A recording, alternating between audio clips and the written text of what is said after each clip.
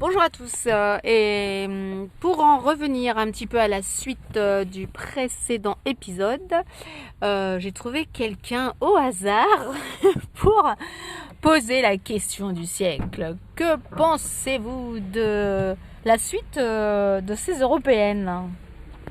Bonjour monsieur. Bonjour madame. La suite, c'est que je pense qu'on peut avoir des surprises au premier tour. Qu'il peut y avoir énormément d'élus RN, LR au premier tour, directement. Et puis au second tour, la fin de la rasiade, quoi. Parce que. C'est-à-dire la fin de la rasiade. Qu'il y ait vraiment, qu'on soit vraiment surpris qu'il y ait une grande majorité de LR et RN, quoi. Parce que je pense que les gens, ils ont compris que le pire danger, c'est quand même l'extrême gauche et les islamistes. Plutôt que la droite et ce qu'on appelle l'extrême droite, qui sont quand même très républicains et quand même très à droite, et qui sont quand même à droite, pas extrême droite, quoi. Il n'y a pas de danger, hein. C'est pas eux qui font des attentats, c'est pas eux qui attaquent, c'est pas eux qui veulent renverser la République, c'est pas eux qui sont contre nos idées républicaines, voilà. Alors que du côté de Mélenchon, il y a quand même ce Front populaire qui a quand même donné les clés aux nazis en 40, je crois, et quand même qui était fait aussi par Blum, qui était un juif, qui était pour un État israélien, alors que Mélenchon est quand même plus pour le Hamas. Bon, bref, c'est un gros bordel. Donc, il y a quand même de l'extrême gauche, il y a les ultra-gauches. Hein, le NPA, c'est quand même que des fouteurs de merde. Ils sont là que pour foutre le bordel et ils ont même pas envie de gouverner quoi que ce soit. C'est des enfants qui ont certainement eu un traumatisme avec le père, qui sont contre l'autorité, qui sont contre la République, qui sont contre beaucoup de choses, qu'on soi-disant un programme économique de style LIP, les montres LIP avec de l'autogestion, ce qui est bien, hein, mais qui peut pas être un programme général. Moi, je serais plutôt anarchiste. Je pense qu'il y a quand même beaucoup de choses à faire au niveau de l'anarchie, mais que ce soit pas une application à 100% pour un pays. Et je pense que là, les gens ont beaucoup plus peur de l'extrême gauche, de l'ultra gauche et des islamistes que de la droite républicaine telle que est le RN maintenant. Et que pensez-vous de certaines personnes justement plutôt très à gauche qui disent pas de patron, pas d'artisan oui, c'est l'autogestion à la NPA. Mais oui. Mais alors comment ils gagnent de l'argent? C'est que les ouvriers, que les employés qui créent leur entreprise et qui sont tous actionnaires et qui touchent les bénéfices, qui sont dividendes. Il n'y a que eux, il n'y a pas de patron. Okay. Alors ça, c'est vrai que dans l'utopie, non pas l'utopie parce que j'aime l'utopie. Ça, c'est même pas une utopie. C'est que ça peut se faire avec des humains qui sont exactement à 100% pareils, qui ne changent jamais d'humeur, qui changent jamais de politique, qui changent jamais de quoi que ce soit. Ce qui est difficilement quand même avec l'humanité réalisable à tout le monde. Ça, mais que ce soit fait chez certaines personnes qui ont cette conscience, oui, et je suis à 100% pour. Mais bien sûr que je suis aussi pour des artisans, je suis aussi pour des gens qui de toute façon ne seront jamais des patrons, ne seront toujours que des employés parce qu'ils veulent pas s'emmerder. Ils veulent toucher un SMIC ou un peu plus d'un SMIC, avoir un petit peu d'aide, avoir un logement, et puis vivre comme ça très confortablement sans se creuser la tête, sans se poser de questions. Il y a aussi des gens qui sont comme ça. Donc il faut aussi qu'il y ait des gens qui leur permettent d'avoir un travail et puis de gagner leur vie. Et puis il y a aussi un système économique qui peut aussi les aider à peut-être pouvoir faire aussi des choses qu'ils ont envie de faire et ainsi de suite. C'est multifactoriel, c'est pas qu'un domaine. Et le problème par exemple de NPA, de l'ultra-gauche, c'est justement ils sont contre même un petit artisan qui est peintre en bâtiment, qui est tout seul et qu'embauche juste un employé, ça y est, c'est un salaud. Non, ça c'est complètement con ce jugement. Et dernière petite question, et après je vous laisse tranquille. Que pensez-vous de cette fameuse dissolution? Est-ce que c'était à faire maintenant? Est-ce qu'il fallait pas la faire du tout? Est-ce qu'il fallait la faire plus tard? Et surtout, pourquoi l'a-t-il fait? Mais elle est déjà faite depuis longtemps, la dissolution. C'est pas d'aujourd'hui. Macron, il est repassé il y a 2 ans, mais il y avait déjà même pas de majorité, ou très très peu. On voit bien que ça coince de partout. La dissolution, elle est faite déjà depuis belle lurette.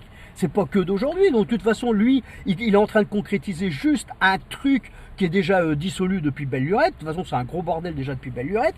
Et là, il accélère un petit peu les choses. C'est vrai qu'il aurait peut-être pu le faire en septembre, une fois que les JO, que tout ça soit passé, que ça se fasse plus sereinement, ça c'est sûr. Mais je pense que lui, lui c'est comme un enfant gâté, pareil. Il a ouais, bon ben voilà, vous avez pas voulu, tiens, je casse l'Assemblée. Voilà, bon, je pense que c'est une façon aussi de dire je suis encore un peu le maître là, et puis je fais aussi, c'est moi qui donne le rythme, c'est moi qui donne le tempo. Voilà, je pense que c'est plus de l'orgueil, de la connerie, ce qui m'étonne pas trop de lui d'ailleurs, parce que bon, c'est pas un mec très intelligent à ce niveau-là, c'est un très bon communicant, mais bon, c'est pas, il a aussi beaucoup de conseillers américains, hein, ce qui fait un peu le drame de la France et de l'Europe, hein, mais bon, et puis voilà quoi.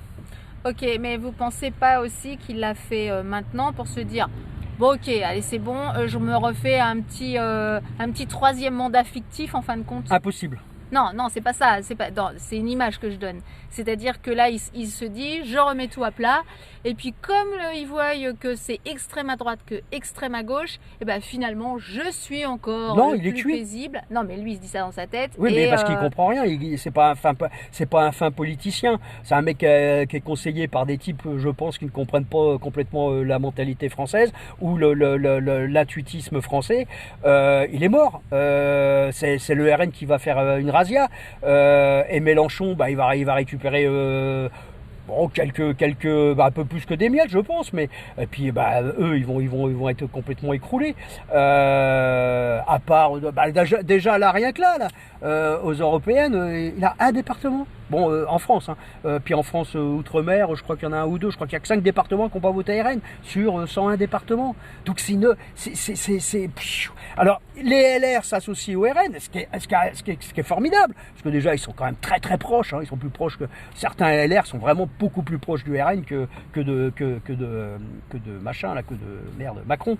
Mais ils vont récupérer un réseau national du LR qui est très très bien implanté au niveau local, et c'est quand même en majorité la ruralité, les petites communes, parce qu'il y a quand même une grande différence entre des communes citadines, de grandes villes, et des communes rurales de très très peu d'habitants, et ce qui fait qu'ils vont faire une razzia grâce à ça, parce qu'il va y avoir très peu d'habitants qui vont voter pour beaucoup de députés par rapport à d'autres circonscriptions où il y aura beaucoup d'habitants qui vont voter que pour un seul député. Donc et le réseau du LR qui est super bien implanté partout en France, le RN va récupérer ce réseau-là, et il va y avoir encore une dynamique beaucoup plus importante. La dynamique est de toute façon vers le RN, elle n'est pas vers Mélenchon. Mélenchon a fait 22% au présidentiel il y a 2 ans, il est descendu à 9%. Le Pen avait dû faire 23 ou 24, je ne me rappelle plus à peu près, parce qu'il y a eu très peu d'écart entre les deux. Et là, ils sont passés à 32%. Donc on voit bien que la dynamique est sur le RN. RN, ils ont progressé de plus de 10%, quand Mélenchon a perdu 13% ou 12%, je ne sais plus. Bon, voilà, la dynamique, elle est là. Et puis maintenant, les gens, je pense, ont pris conscience que l'unité de la France, c'est le RN, c'est pas Mélenchon. Mélenchon, il est il est pour la division de la France. Il est justement pour comment exciter les divisions, exciter les gens qui veulent quelque part détruire ce qu'est l'unité de la France, détruire ce qu'est ce pays par des communautarismes, par du religionalisme, c'est pas mal ça. Voilà, et donc on voit bien qu'il est sur cette division, que de toute façon il prendra toujours parti pour l'immigré et pas pour l'autochtone. Bon, je pense que les gens ont compris ça, et que de toute façon, c'est son habitat politique, c'est sa clientèle politique, puisque 62% des musulmans ont voté pour lui. Donc il va continuer dans cette dynamique-là. Et il aura mais je comprends même pas comment des gens qui se disent français, qui aiment la France, qui sont pour l'unité française, peuvent voter pour ce type-là, qui ne fait que de la division. Et puis on va terminer quand même. On va terminer. Je vais être un petit peu joueuse. Alors je vous pose des questions, vous répondez et sans réfléchir trop. C'est juste un nom à chaque fois que je veux. Alors, ok. Donc imaginons le RN gagne. Premier ministre. Bardella, ce qui me paraît logique. Ok. Parce qu'il y a Attal actuellement. Non, j'ai dit stop. Parce qu'il y a Attal, donc ça me paraît logique. Ok. L'extrême gauche, toute la gauche gagne. Premier ministre. Pour l'extrême gauche? Oui. Non, il n'y en a même pas, c'est impossible. Non, je vous oui, pose la bien question. sûr, on peut jouer, mais c'est complètement débile. Oui, parce que là, ce sera vraiment le gros bordel. Donnez-moi un nom. Il n'y en a aucun qui me vient à l'esprit.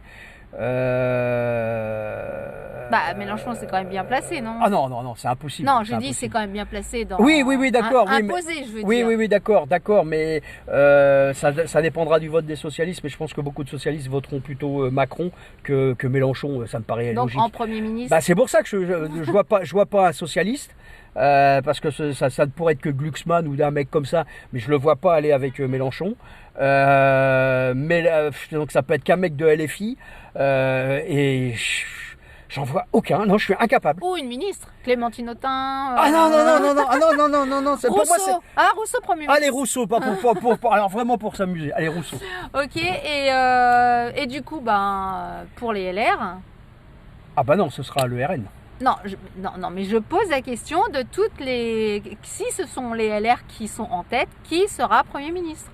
Bah non, parce que les LR... Non, mais je vous pose la question. Non, le cas de figure, il n'interviendra pas. Mais on sait jamais. Bah mais si. je vous demande pas s'il interviendra. Ça, Ah non. c'est une question. Ah non, mais il neutre. n'interviendra pas, puisque les LR seront soit avec le RN, soit avec Macron. Mais imaginez. Ah bah non, ce sera soit un macroniste. Tous ceux de Macron votent Ah bah alors, LR. si c'est LR, si c'est LR LR du côté de Macron, bah allez, on va dire le maire. Et si, pour non, dire quelqu'un. LR tout court. Ah bah non, si c'est LR du côté de Macron, ce sera, allez, on va dire peut-être le maire, mais je crois pas qu'il mettra le maire, parce que. Mais non, dans les LR. Mais non, mais parce que Dites-moi il faut quand même être réaliste là. On va pas jouer. Non, non. Donc là, en étant réaliste. Si c'est LR du côté de Macron, je vois pas le maire, mais bon, je vois pas. Ouais, c'est pas possible il mettra pas le maire. Larcher. Non, c'est pas possible parce qu'il est au Sénat. Darmanin peut-être. Il sera plus au Sénat. Darmanin, je sais pas non plus. Non, je vois pas. Et si c'est LR du côté du RN, il y aura pas de Premier ministre, ce sera Bardella. Et donc, si c'est Macron tout seul en tête, qui est bien monté, Macron, ce sera ce sera un macroniste ou un LR. Et pour moi, il continue avec Attal. Bah non, il y aura changement. Je veux du changement, là. Dites-moi un nom. Impossible, je vois pas. Mais un peu d'imagination. Ah non, parce que pour moi, c'est pas de la réalité. Donc c'est impossible, je suis incapable, mon cerveau ne peut pas. Et alors si par exemple, non parce que on va aller dans le farfelu du farfelu puisqu'il est comme ça. Imaginez, en fin de compte, il arrive quand même en tête et il décide de mettre lui-même Bardella. Qui? Macron. Oui. Alors que c'est lui qui arrive en tête. Oui, ce serait possible. tout à fait possible. Oui. Pour justement, après l'autre accepte ou pas. Mais oui, mais moi je serais Macron, c'est ce que je ferais. Ouais. Si moi, mais Bardella, je pense pas acceptera. Il refusera certainement. Voilà, il refusera parce qu'il aura bien compris la stratégie. C'est pour détruire le RN, donc il le fera pas. Mais si j'étais Macron, moi, oui, c'est ce que je dirais tout de suite. Je mets Bardella comme Premier ministre. Ok, écoutez, quel suspense. On se retrouvera avec monsieur parce que son analyse politique est très intéressante.